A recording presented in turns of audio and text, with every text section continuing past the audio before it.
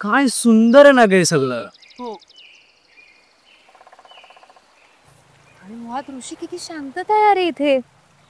अगं याच शांततेची तर गरज होती मला खूप दिवसांपासून. खरंच. आणि मधू, आज फायनली आपण इथे आलोय.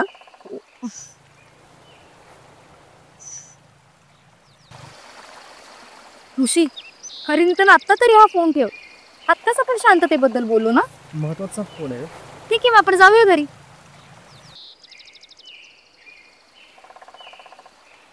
आपण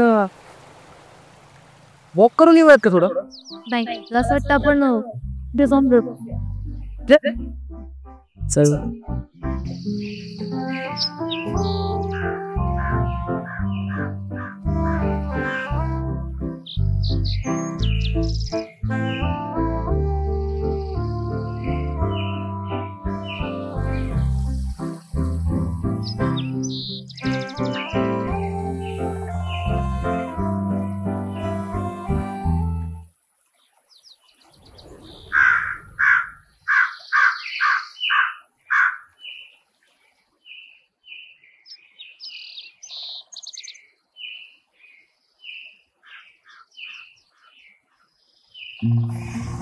मधू,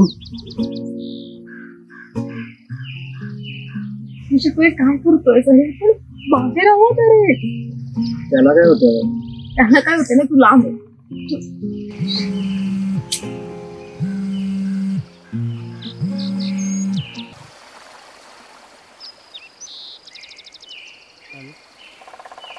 काय मधू, माझा ऑफिसचा फोन येतो. किती फोन. मधू, माझा मोबाईल दे. का देऊ. अरे आल्यापासून नुसता फोनवर आहेस तू. मधू, फोन दे इकडे. नाही काय सारखं. मधू, माझ्या ऑफिसचा फोन येतो. नाही मला नाही द्यायचं. मधू, मी तुला 1000 वेळा सांगितलं माझ्या ऑफिसचा फोन असताना माझा मोबाईल काढून घेत जाऊ नकोस.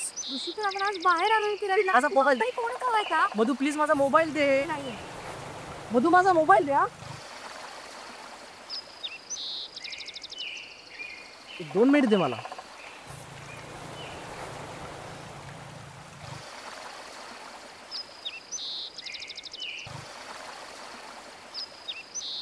मधू, सॉरी. अगं हा ऑफिसचा फोन होता.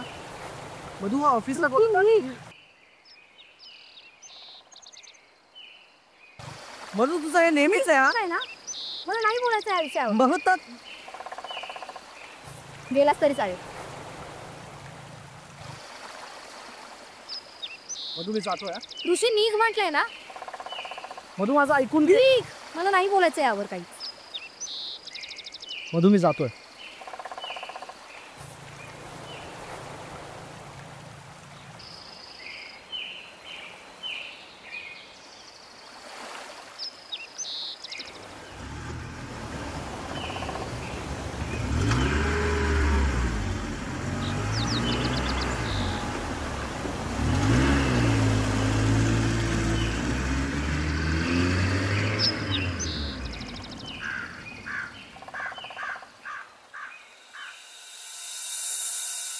मधुरा, ऋषी, अरे तुमचा नेमका प्रॉब्लेम काय आहे. मी सांगते. नाही थांब, मी सांगतो सर. का नेहमी तूच का सांगायचंस. मला सांगू दे. सर, हे सगळं चालू आहे सर. नाही, असंही आता पाणी डोक्यावरूनच गेलंय. मलाही डिवोर्स हवाय. हे अजूनही वेळ गेलेली नाहीये. काहीतरी तुम्ही तडजोड करा, चर्चा करा. बस मला पेपर द्या, मला घटस्फोटच घ्यायचा आहे. मलाही.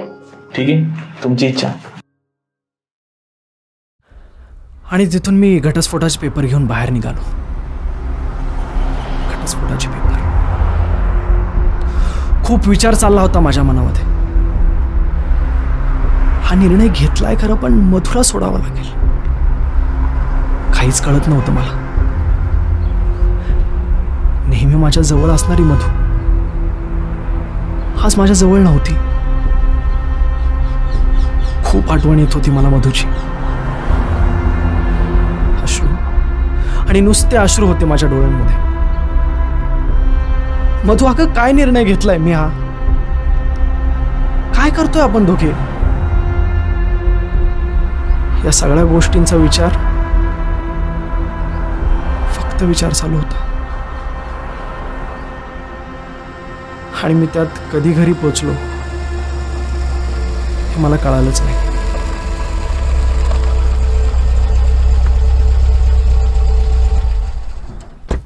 माझा संसार मोडकळीस आलाय हे माझ्या डोळ्यांसमोर होतं. कसं थांबू मी हे सगळं? फार अवघड होऊन जाईल मला. मला मला नाही जगता येणार मधूशिवाय. माझी मधू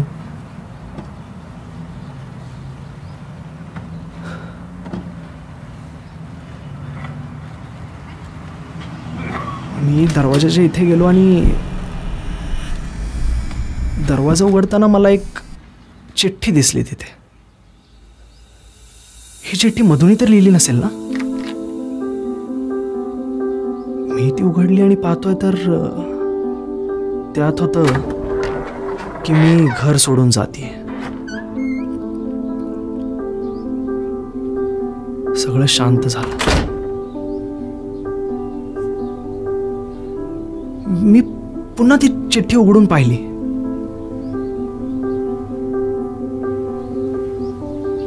तर त्यात मधूने लिहिलं होतं,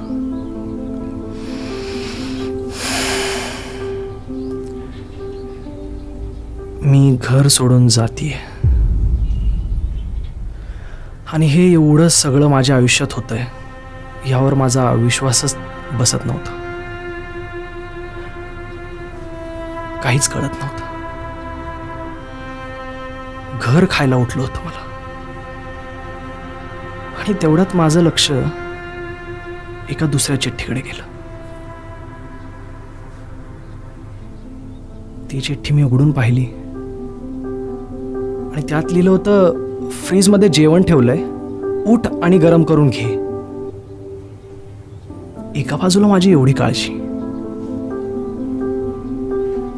आणि दुसऱ्या चिठ्ठीत मात्र लिहिलंय की मी घर सोडून जाते.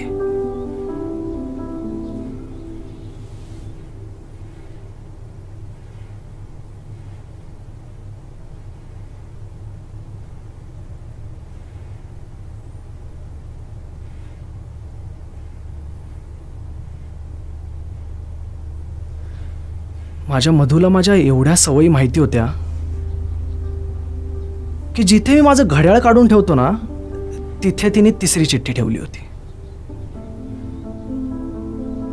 आणि त्यात लिहिलं होतं, तसाच बसलायस ना गाढवा, उठ आणि पाण्याची बॉटल भरून घे.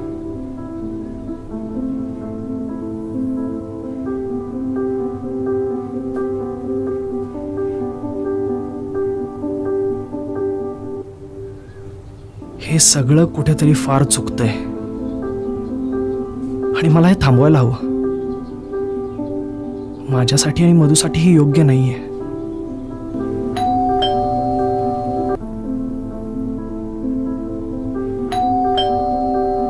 आणि तेवढ्यात दरवाजावरची बेल पुन्हा वाजली.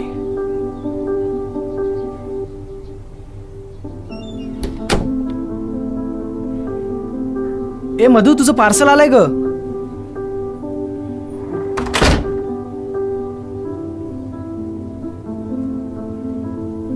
घेतलंय ग तुझं पार्सल मधू. पण मधू तर घरातच नाही.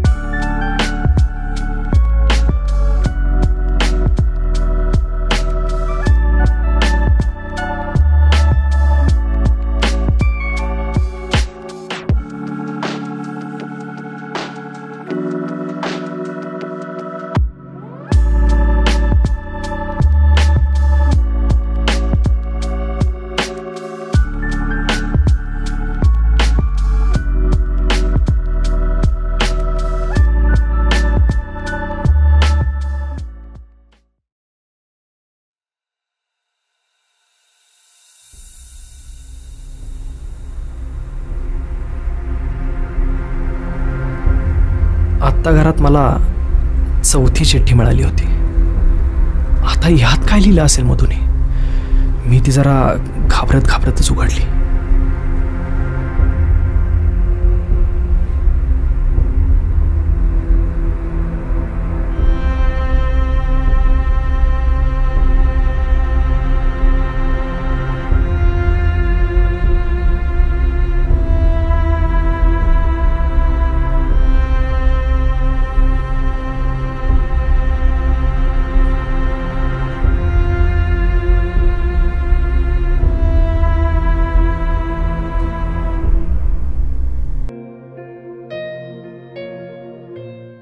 अरे अरे थांबा, कुठे चालल्यात? नाव घ्या आधी. सप्तपदीच्या वाटेवर नेहमी तुझ्या सोबत राहीन. सप्तपदीच्या वाटेवर नेहमी तुझ्या सोबत राहीन. ऋषी, तुझ्यासाठी एखादा शर्ट घेताना माझ्यासाठी 2 ड्रेस आणि 2 साड्या नक्की घेईन. घेऊया. ऋषी, आता तूही नाव घ्यायचंस. मिळून कामं केली की कामं होतात लवकर. मिळून कामं केली की कामं होतात लवकर. मी चिरतो ना भाजी आणि मधू लावेल कुकर. अरे वा, छान.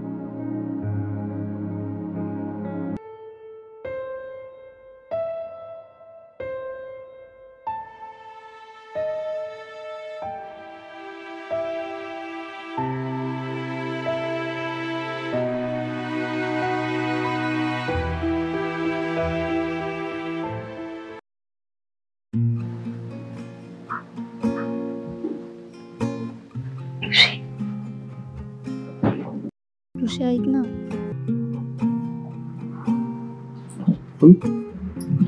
मला तुला काहीतरी सांगायचं.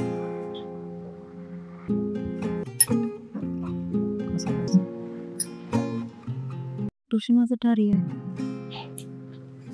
काय ठरलं? मला बाळ हवंय. आता आणि तू जर मोठी म्हणजे तुला काय म्हणायचं? आता मी काय अजून लहानच आहे का?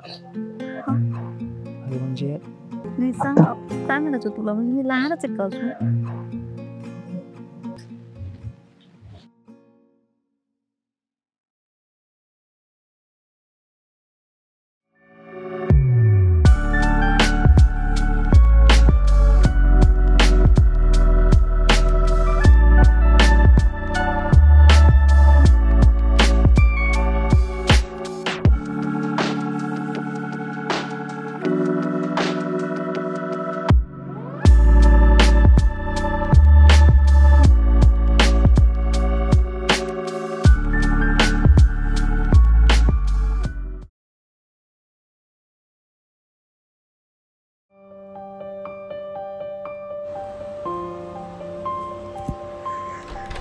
मी मात्र दुसऱ्या दिवशी घरी आले.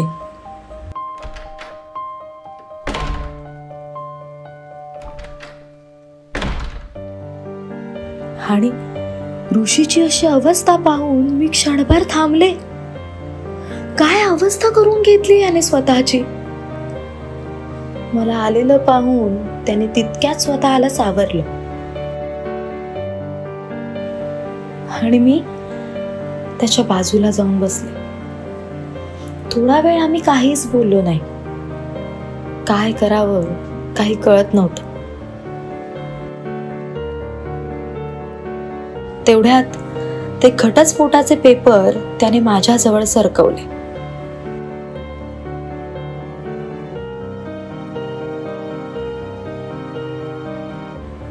एका सहीने आमचं आयुष्य बदलणार होतं.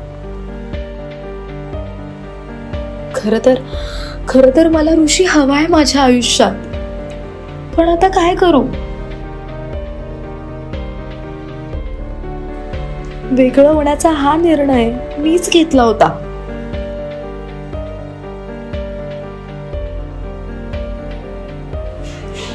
पण आता पुन्हा एकत्र येऊन आयुष्य सुखात घालवूया ऋषी. मधू, प्लीज यावर साईन नको करूस. मला हवी आहेस तू. प्लीज साईन नको करूस.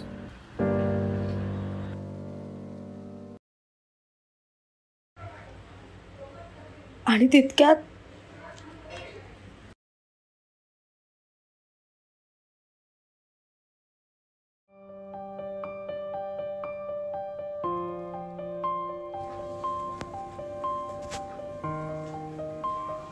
मला कळालं की मी आता आई होणार आहे. आता सगळ्या गोष्टी पुन्हा आधीसारख्या होणार आहेत. मी आणि माझा ऋषी आम्ही पुन्हा एकत्र येऊ. आमचं प्रेम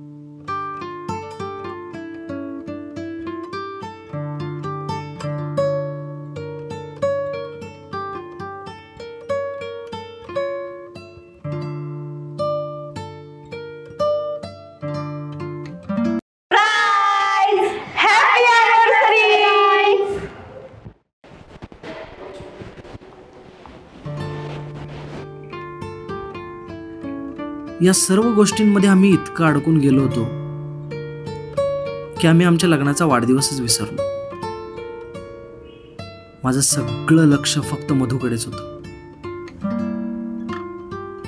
तिच्या डोळ्यांमध्ये मला वेगळं काहीतरी जाणवत होतं. मग मी न राहून विचारलंच.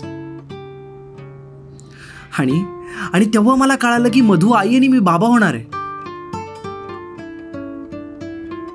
खरं तर आम्हाला डिवोर्स कधी घ्यायचा नव्हताच, आणि ते नशिबाने आम्हाला एकत्र आणलं, आणि तेही आयुष्यभरासाठी. आणि तिथूनच आमच्या नवीन आयुष्याच्या प्रवासाला सुरुवात झाली.